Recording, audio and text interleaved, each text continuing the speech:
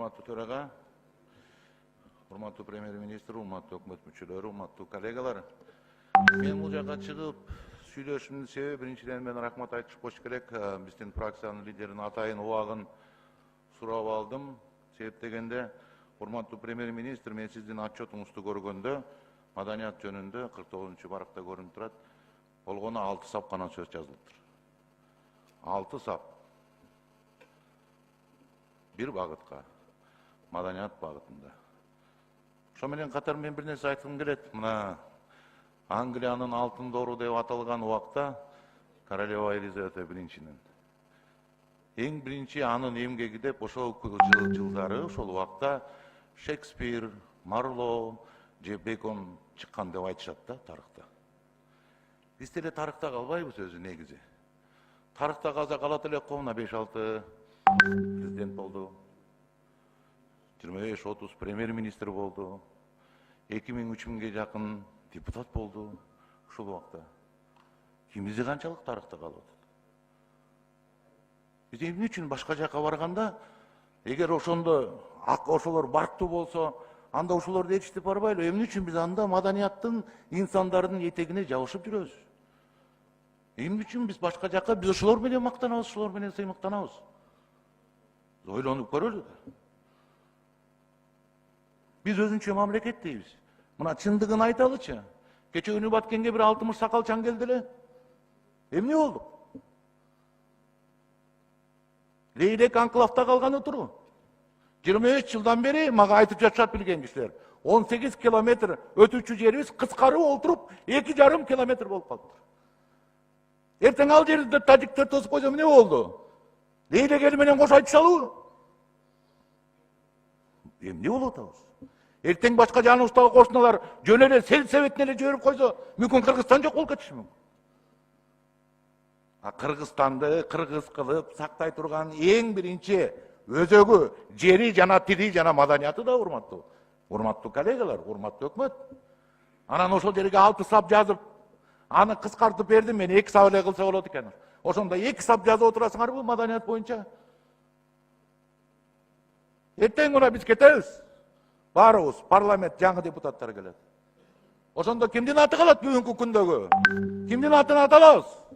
Чыңгыз Айтматовтай, Төлөгөн Касымбековтай, Мукай Эребаевтай, Таттуу Турсунбаевдай, Төлөбү Шокеевдей, Болот Самчиевдей, кимдин атын атайбыз бүгүнкү күндүн 25 жыл биз эркиндикте жашаганда?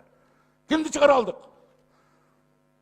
Кайсы маданияттын атын аталабыз? Биз кайсы инсандын атын? Мына ушул биз бийликте турганда, биз парламентте, өкмөттө жүргөндө, биз ушундай жаштарды өстүрдүк.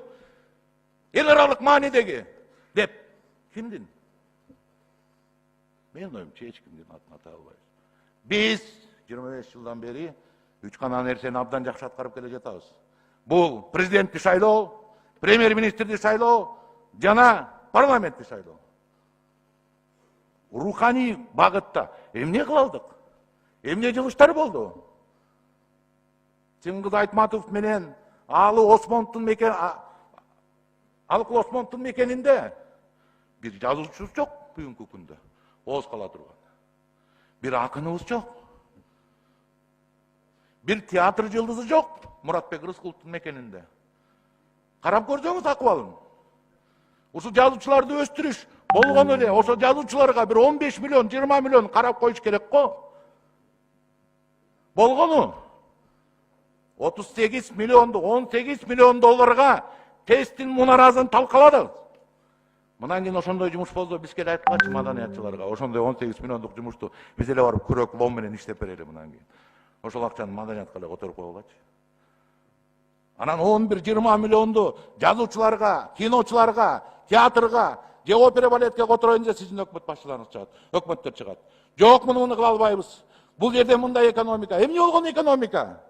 Эгер биз 1%-тен 1,5% ашырбай келе жатсак, ушул дагы экономикабы? Бул кандай болот маданият деген? Эгер силер өзүңөрдүн отчетуңарда болгону 6 сап менен ушул маданиятка көңүл буруп келатсаңар, кандай болот биздин анда жашоо, кандай болот? Келечек кандай болот? Эмне деп айтабыз? Эмне менен барабыз биз? Мен сизге бир мисал айтып коеюн. Мына айтыш фондун көтөрүп жүргөндө Мына биздин кошуналар казактар, алар бир топ байлыгы бар, бир топ мыкты экономикасы алдыга кеткен. Ошонун бир акыны менен Элмирбек Иманалиев айтып атканда, анын акыны мынтип айтып атат: жерибизден атып чыгып мунайыбыз берип жатыр бизге да Кудайыбыз деп ырдаса, Элмирбек Иманалиев 4 сап менен жооп кайтарды. Таланы берген казакка мунайга жакын болсун деп, тоону берген кыргызга Кудайга жакын болсун деп, таланы берген казакка темирге жакын болсун деп, тоону берген кыргызга теңирге жакын болсун деп. Ушул 4 сап үчүн эле эстелик койсо болот ошо кишигечи. Ушул 4 сап үчүн да. Анткени эң биринчи элдин деми керек, элдин руху керек, элдин духу керек. Духу болбосо Александр Македонский казгандай гана аскери менен дүйнөнүн жарымызын база болмок эмес. Канчалаган империянын талкан ташын чыгарып Ферганага чейин кирип келген. Духу болгон үчүн. А биз эмне кылып атабыз? Элдин духун көтөрө турган, рухун көтөрө турган, руханий инсандардын бирөөнүн атын ата албай, бардыгын акчаны аяп, керек болсо азгандай ал чотубузда дагы ошону көрсөтө албай келип атсак, бул кандай мамлекет өнүгүш болот? Каяка барабыз анда? Анда жанагы президенттер канча жолу болгон, анда жанагы парламент 2000-3000 киши, анда өкмөт башчылары 30 жолу болгон, эмне кереги бар негизи?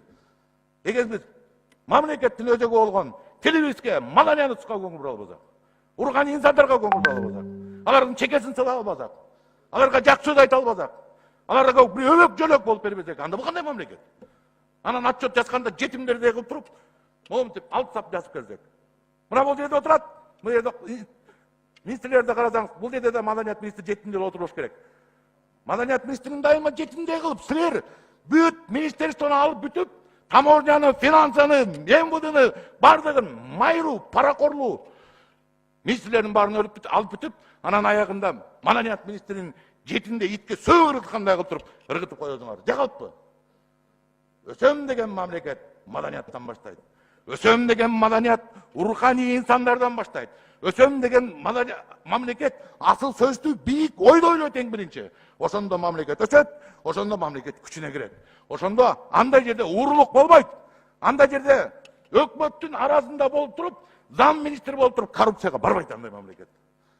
Мына сиздин өкмөттүндө баргандай болуп. Мүмкүн биз ошону түшүнбөгөндүктөн ошол коррупциялар болуп атыр. Ошону түшүнбөгөндүктөн биз 2 эсе, 3 эсе кымбат уялбай элдин атынан карыз алып туруп жолдорду салып атабыз. Ошону биздин урпактар төлөйт. Дагы бир жолу айтам. Эгерде биз маданиятты өстүрбөсөк, эгерде биз тилге көңүл бөлбөсөк, эгерде биз келечекти ойлой турганбыз, андай мамлекеттин келечеги жок.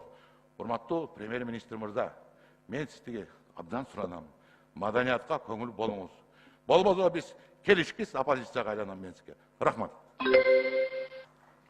Рахмат, Садык мырза.